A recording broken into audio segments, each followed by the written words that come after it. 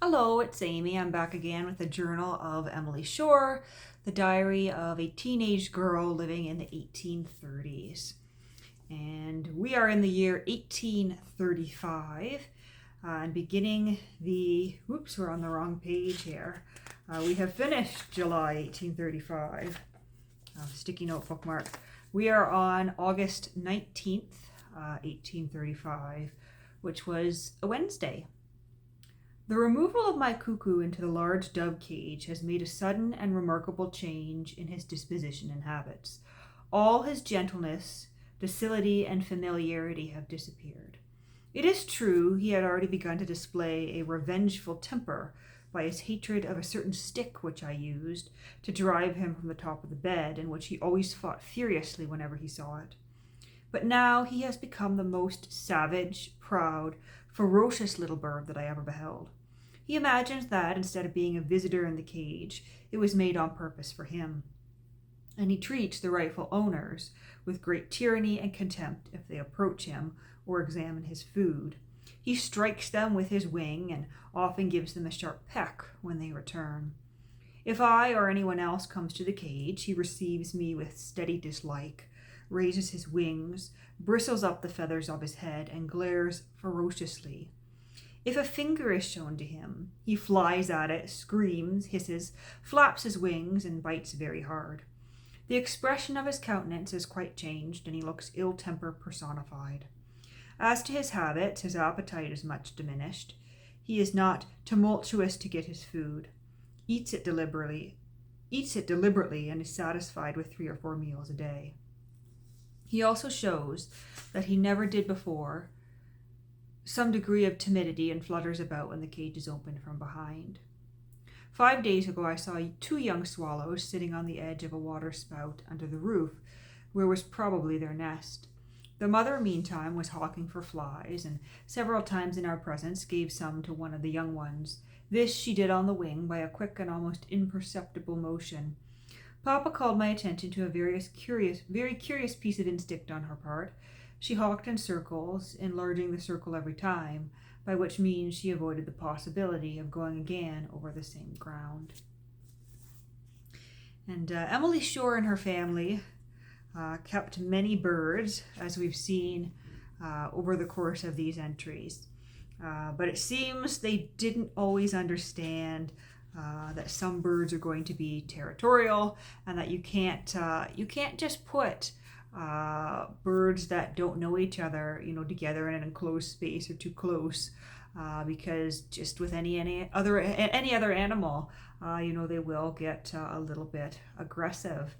And I'm thinking back to an earlier entry where one bird attacked another bird that she had purposely put in the vicinity of that bird, causing it grave injury.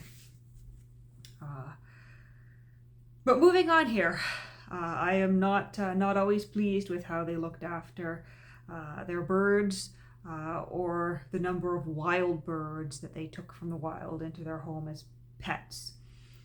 August 21st, Friday. There is no end to the absurdities of the jackdaw. It would be in vain to attempt recounting them. I shall, however, mention 1 or 2. If a piece of bread thrown to him should fall only a few inches without his usual range, he will let the sparrows eat it before his face rather than pass his bounds. But one day it happened that a beautiful pied wagtail, having come close to Papa's window, Papa wished to treat him to a piece, and accordingly flung one from the window, which fell several yards from Jack. But he, knowing that it was meant for the wagtail, took a sudden fancy that he would have it himself. So, with all possible haste, he hopped after it and snapped it up before poor Waggy could reach it. September 7, Monday. It is very remarkable that the jackdaw has at last recovered altogether the use of his wings. He is now 2 years old, or nearly so. His wings were clipped in the first year, the primaries being, I should think, more than half cut off. At first he could not fly above a foot from the ground. By very slow degrees he became able to fly higher and higher, till this year he had a few weeks ago reached 6 or 8 feet, though without being able to guide his flight.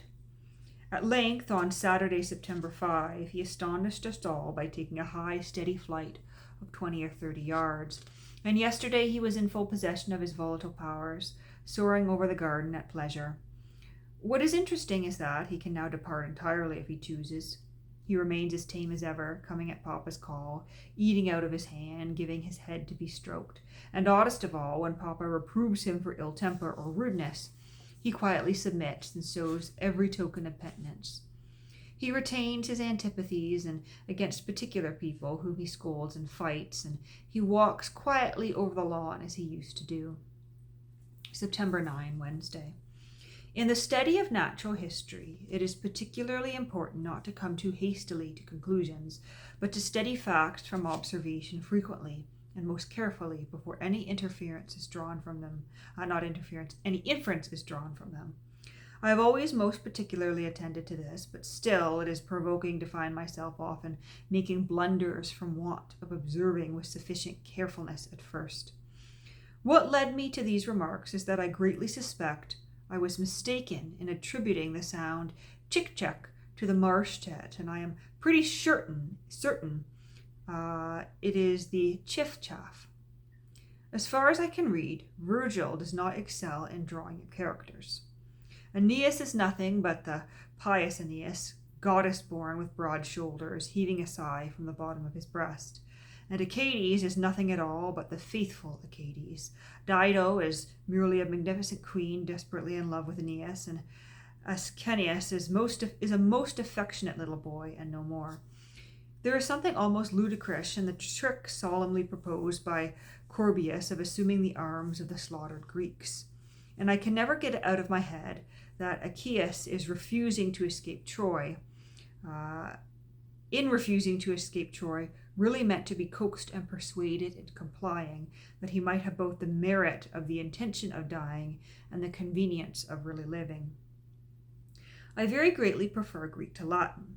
The Greek is, in every respect, a finer language, far more copious, fuller of those little niceties and distinctions which form the beauty of a language, yet less artificial, particularly in the order of the words in a sentence, and fitter for more various styles and sorts of writing. The style of Herodotus is admirable and has a complete resemblance to the style of the ancient English writers, as Sir Thomas North and the old chroniclers of style, a style I greatly prefer to the Latinized English now in use. September 10, Thursday. I think I am now quite versed in the imitations of rain given by the swallows. The fact of a few merely flying low is a very uncertain sign indeed. Not imitations, intimations. I think I am now quite versed in the intimations of rain given by the swallows. The fact of a few merely flying low is a very uncertain sign indeed, and similarly a few flying very high is no pledge of the continuance of fine weather. What I observe of their conduct previous to rain is this. They fly about in great multitudes with unusual swiftness, generally near the ground, or if they mount up for a little while, they suddenly descend again. Their attitudes are of every kind, turning and twisting, flying edgewise, throwing themselves almost on their backs. They hurry about in every direction. Sometimes they nearly touch the ground, moving their wings more than usual. They fly much under trees and by low shrubs. They are very fearless, and fly within a yard of you. They jerk backwards and forwards from side to side, up and down. Their whole conduct is altogether remarkable. I find that when they act thus, I may be quite sure not merely that rain is very shortly coming, but hard and continued rain. There are multitudes both of swallows and martins to be seen now. The pied wagtail sings his little song very rarely. When he does, it is almost always an indication of speedy rain. The other day I heard the ringdove coo in a small shower on a cold day. Had I time, I would devote myself to discovering the influence which the weather possesses on the songs and actions of birds, and I make no doubt I should find in them certain indications of the state of the weather. I should like constantly to have a barometer and thermometer in my possession for that purpose. And we'll leave it at that for now. I hope you're all continuing to enjoy these readings from the Journal of Emily Shore. And we are 121 pages in now, and I will see you all again soon.